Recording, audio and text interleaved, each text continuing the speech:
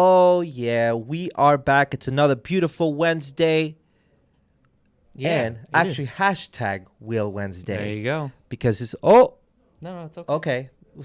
So Let's get into it, man. let's get into it, man. It's another beautiful Wednesday. I am Luis from Konig Wheels, and this is my esteemed buddy here. I'm Jared. Last I checked. Also from Konig Wheels. Indeed. And yeah, we're excited to have you guys here with us. Just make sure you tune in every Wednesday here, because we're going to be doing podcasts every Wednesday until the foreseeable future, or if YouTube ever goes down. There you go, right? Or Or suddenly Spotify, iTunes, Stitcher, and all They the just- others that were on because combust. we are almost close to the end of the world, people. Woohoo! Anyway, yeah, so that happens at 3 p.m. every Wednesday. Yes. And of course, right before that, we have our Facebook and Instagram Live at 2 p.m., 2 p.m. Eastern Time, where you can ask us 11 p.m. Pacific Time, basically anything. somewhere Mountain Time. European Time, we have no clue. All right. Well, that's all the Oh, no, that's Also- not all the administrative stuff. On Fridays, Every we always Friday, release a piece every of Friday, we content. got something cool coming out for you. Where we talk about what was the last one? Well, one of the last ones that we did was about metal and rubber valves. Valve stems. Get So it right, man. enticing. But you know what? People like this type of stuff. So, and also, if you have any suggestions, if you're watching this, make sure you put them in the comments, because we'll probably make something off of your suggestion and even maybe shout you out in it. Who knows? There you go. If Jared feels froggy. Why don't we get into the topic? All right. 'Cause, This yeah. topic is a pretty cool one. Now, the reason why we're talking about this is because your boy, me, yes, I got myself a new Ford Fiesta. Now, I know it's not that fancy. It's not just a an car. ST. Hey, that's why I didn't say anything. All right. But it is a manual. Now, it's my daily, okay? The reason why we're going to have this conversation that we're having today is because I don't want to do anything too crazy for it. It's my daily. I'm also learning how to do some of these modifications and stuff like that. But maybe you'll get a project car. Well, in the future. and that's the thing that I kind of want to do, because I am a new car guy. I'm learning a lot of things on the fly, and I think that's one of the cool things about working at this company, that I have people like Jared, like Scott, like a lot of these guys out over here that are teaching me new ways to approach on how to modify my car. Now, I don't want to do anything too crazy. We've talked about this before. I'm a very conservative type of person. I just like clean. I don't like anything too crazy. And we were just talking about what I want to do as far as with the Fiesta. Now, It spawned the discussion, though. yeah, give us those comments below, because when it comes to me, when it comes to the Fiesta, I don't want to do anything crazy. Maybe put some work on the suspension, put some new wheels, and that's about it. But it spawned the discussion at work, right? What did we all used to do respectively to our cars then? What would we do now? Obviously I come from the Subaru world. Scott comes from, the world of DSMs.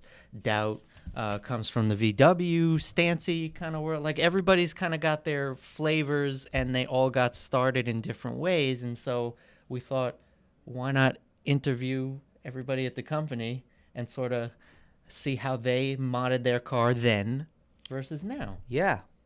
And I think, so one of the cool things so let's start off with what Scott told us. Now, I don't have the notes here. That's but all right. That's okay. So Scott told us that his first car was a 1992 Toyota Camry. All right. Well, Now- Camry. Sorry. But wait. I was looking at the camera and I said camera.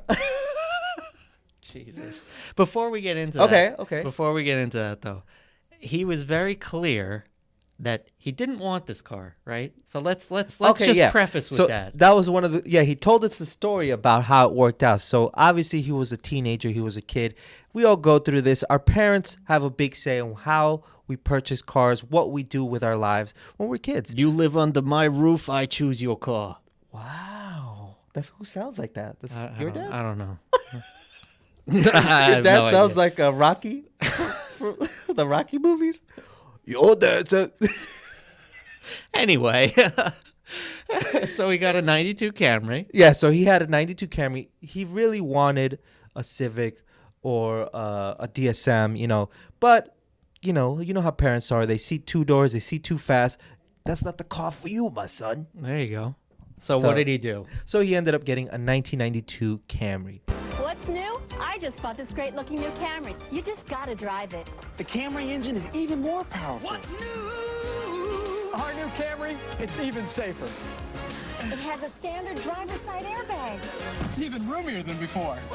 Now, some of the things that he did say he worked on, which were He did a custom exhaust. That's on right. which That's right. which back in the 90s was, for that specific car, was unheard of, and way more work than it needed to be. I mean, he was talking about chopping like the middle of That's the middle of the welding. exhaust to like put on a 2 1/4 inch piping with like US flanges that he had to weld on, like ridiculous stuff that nobody in their right mind in this day and age would ever do to a Camry. So that was like the cringeworthy thing that he did. Well, right? and it also brought an interesting conversation when he was talking about is like back in the day. Like now we get things brought to us right now. Like literally, I can grab this phone, order a part from Amazon. It'll be here in a day or two. Well, and for literally any car on the planet. Any car. Yeah, Back in the so- days,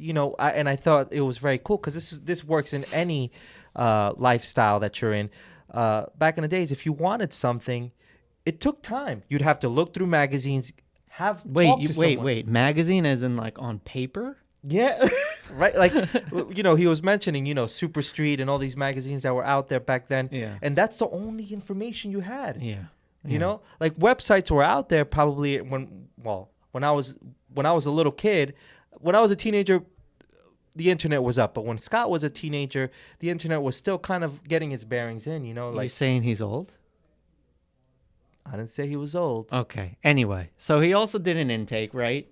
That's right. He said he did an intake, which again, arguably doesn't do a whole lot except make more noise and, make you feel cooler with that kind of car. But yeah, that's what.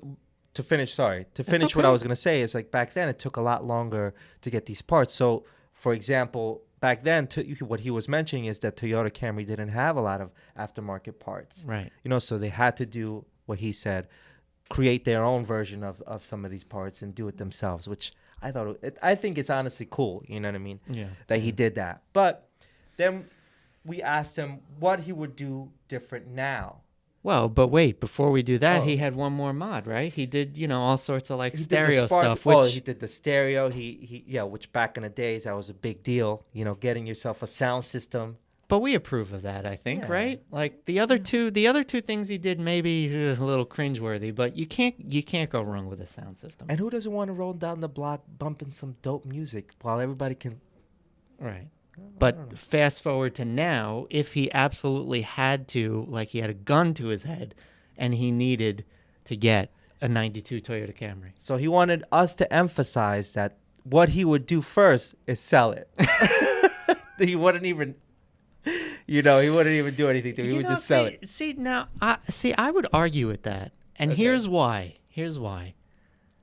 Everything, especially with the used car market, specifically with something like Bring a Trailer, do you know how much money he could make on something like that? But see, that's why I love working Like- here because your perspective is very different than his. Dude, he would you get know? so much money on that thing. I mean, bring that thing to Radwood and, dude, be amazing. So he would sell it. But we we did say to him, gun to your head, if you needed to make these changes, you needed to do some modifications now, what would you do? If he Right. had that car, what would he So do? what'd he say? And the funny thing is he said he wouldn't be that off. He would do this pretty much the same thing. Okay. know? Maybe buy an exhaust instead of Well- make one, right?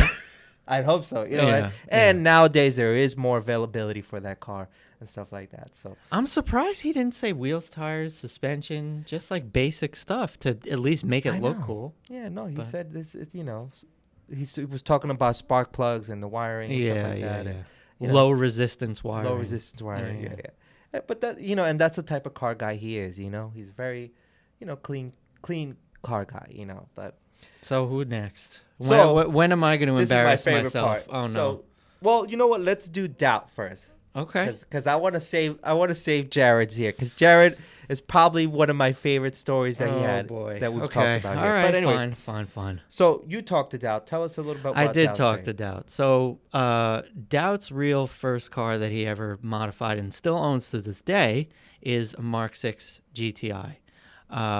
And then I have to say his car is pistachio white. Yeah, I heard my name. And no, that was Dow right there. we interrupt this broadcast to hear from Doubt. So make sure if you ever see a pistachio GTI, just know who owns it. It's my man Dow.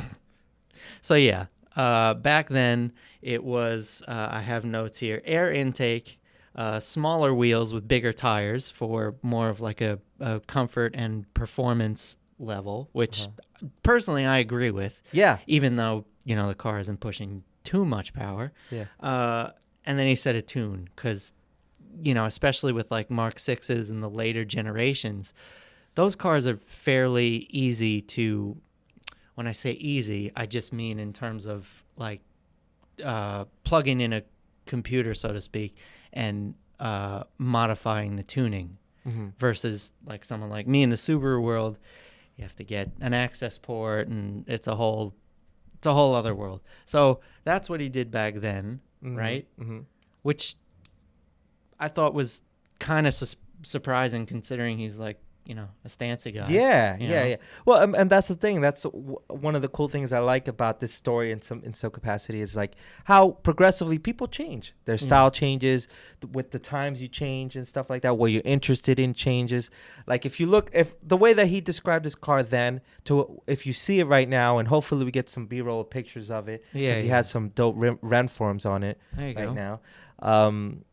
His style changed. He's bagged up. There you go. He's doing his thing. And the car, I love the car. It's a stancy type of style car, and my man's doing it different this time. Right. So now, if he had to do it over again, funny enough, our sales rep Jim and him were arguing yesterday.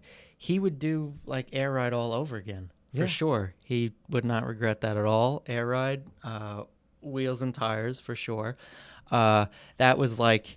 He prefaced by saying like that was sort of his wish list, but like being more realistic and being an older, adult and somewhat mature, he would do the exact same thing. Yeah, see? Which I think is kind of funny. And that's dope because now he that's his style, So for sure, I think that's dope. So now let's go into because you spoke with Jim, so I want you to take the lead on it because. Obviously I love when you talk to these guys and they joke around and they get into what they were doing. So what did Jim say? Well, I was gonna say maybe let's take a quick pause. You've heard from two people. Okay. Do you have any thoughts regarding your car and how you want to modify it based on what you've heard? Has anything that Doubt or Scott said swayed you to potentially do something a little different? No. Okay. And I say that with respect, you know what I Yeah. mean? Because that's the cool thing about having you guys around is learning what to do and not to do and stuff like that. And Right. I've already asked you guys exactly what I should do with the Fiesta. Obviously, like I mentioned, I'm not sitting here trying to get on track with this thing. You know what I mean? Hey, you never know. My thing is just I want my car to be clean, something that people would be like, oh, that's a nice car, man. Good stuff, That's about it. For an egg. No, I'm kidding. Okay. Hater. So yeah, I spoke to Jim, and so Jim is one of our sales reps. He's had a plethora of cars, and the car he chose to speak about was his 2004 WRX that he used to have. Ooh. Yeah, which special place in my heart. Of course. Right. Is that the rally car? No, that isn't right. No, the WRX. Yeah, it's right? Like, it's Yeah. like it's that's after the my Bug-Eye, Bug-Eye, right? It's after my Bug-Eye. It's not a Bug-Eye too? No. Oh, Oh, sorry. 04. See, I don't know these things. Yeah. I'm learning. It's all good. It's all good. So Jim, so what Jim was saying was that back then he did a full like motor build and all that stuff, but he did what he would consider small turbos, right? So small turbos and a charge speed for any of you Subi fanatics like me.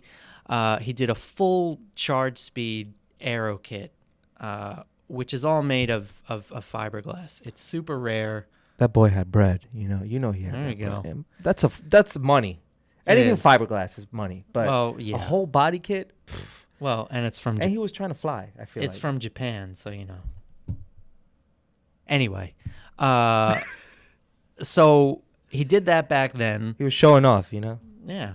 And when I asked him about what he would do now if he had that car, one of the things I really agreed with was, he said he would do bigger turbos the first time around. And the reason that I feel so strongly about that is and we'll get into, of course, my car, but as someone who, took a base model car and did a full motor swap and all this other stuff rather than just selling it and getting the car I wanted the first time, he was preaching that same sort of principle of like, look, I should have just done the big turbos the first time. Yeah. Which I think is admirable and, shows a sense of, maturity and, having learned some stuff. So that was first of all. If he had the car now, definitely wouldn't have done a fiberglass kit of any kind. Now they make a lot of Duraflex kits. It's some form of plastic. I don't know the exact materials, but something that isn't gonna crack at the hit of a bump because again, that kit was super expensive and like one of the kits to have. Yeah. So those were his big lessons learned from his build. Yeah.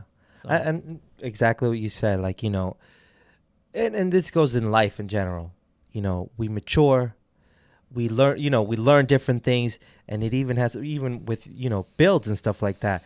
The way you would build a car when you were 15 obviously is going to change when you're 30 and up.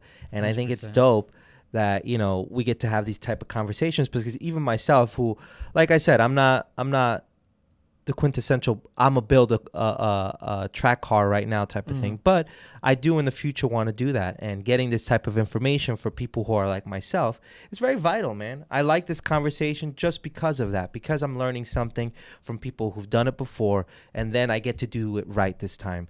That's another reason why nowadays you see, because I think also the internet age and we have YouTube and stuff like that kind of teaching us, you see teenagers who are killing it on the track. You know what I mean? Because they have the information available to them. So I think that's dope.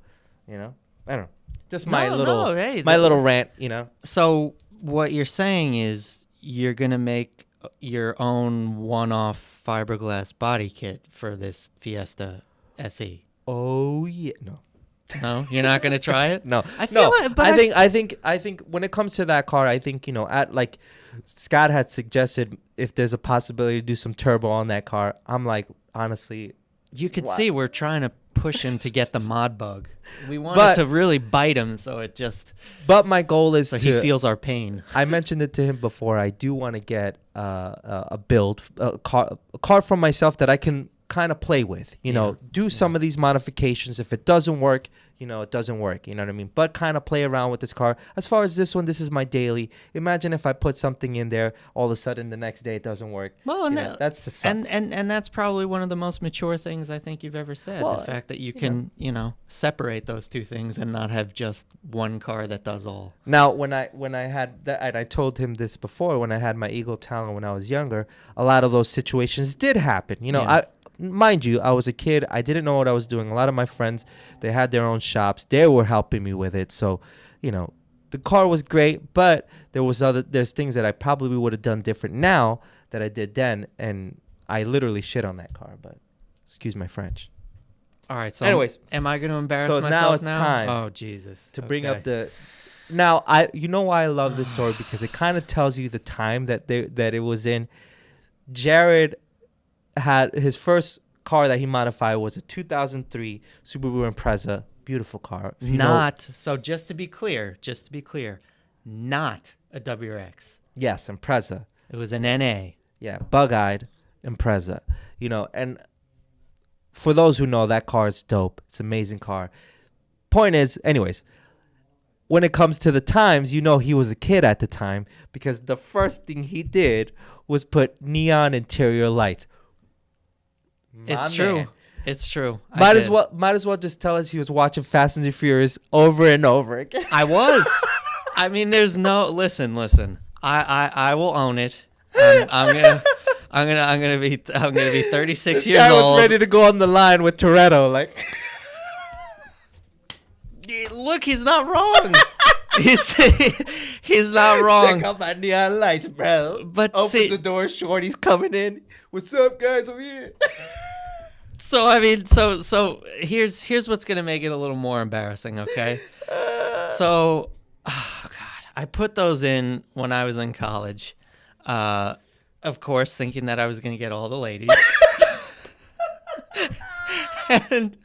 But the thing is, it's like I had no concept of like how to like plan it out or properly do it the best way possible. And what I mean by that is I probably got some knockoff like eBay neons that were a little too small for like the under the console and whatnot. The bottom line is half the time I was driving and I was like hitting them They were shut.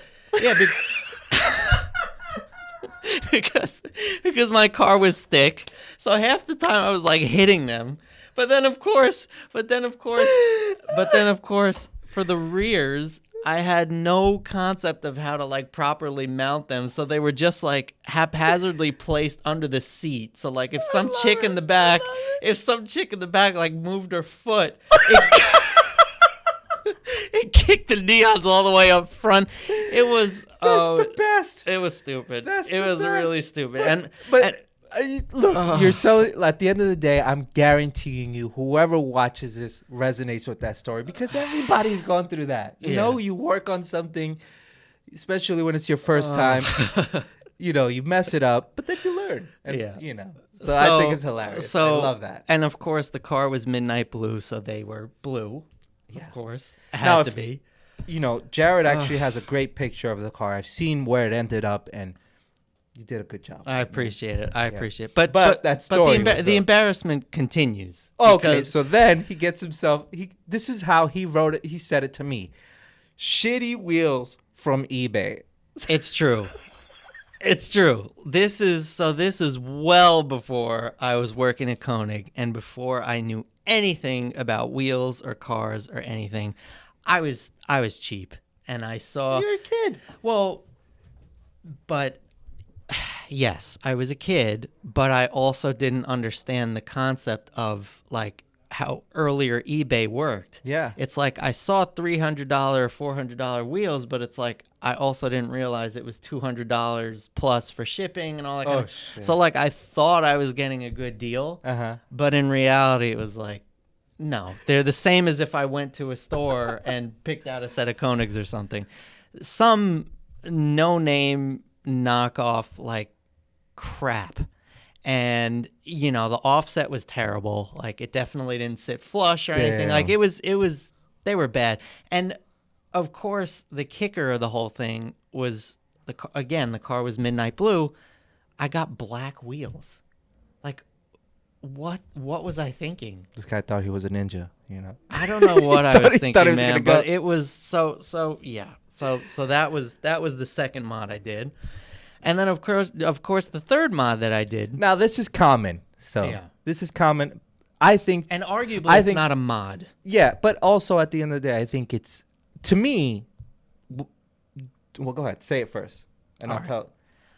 I debadged my trunk, so I took all the badges off and made it just, smooth and clean. When people shave their cars like that, I think it looks dope. But to be clear, I didn't do like a license plate delete. I didn't like do the weird like old school like angle it or anything. It was just a blank trunk. But what I like about the mods that you did, it literally tells you the time it was. That For was sure. that time where Fast and Furious was big, lights, colors, big wheel, like that was all there. You know what I mean? So Well, so I'm going to tell you a quick story before I tell you what I would do now. Because if you didn't laugh before, which of course you did, you're really going to laugh now. And I just want to preface by saying there goes my political career after you hear this. Okay. So when I had the neons, I thought another great thing that was really going to get the ladies. Are you ready? Okay. My college advisor had a Tickle Me Elmo. Oh my God. He gave it to me, and I put that as like my little passenger doll. Oh my God. thinking like, Get me out of here. thinking like the ladies are gonna love this. He's got a doll from Sesame Street. So that was my 3.5 mod.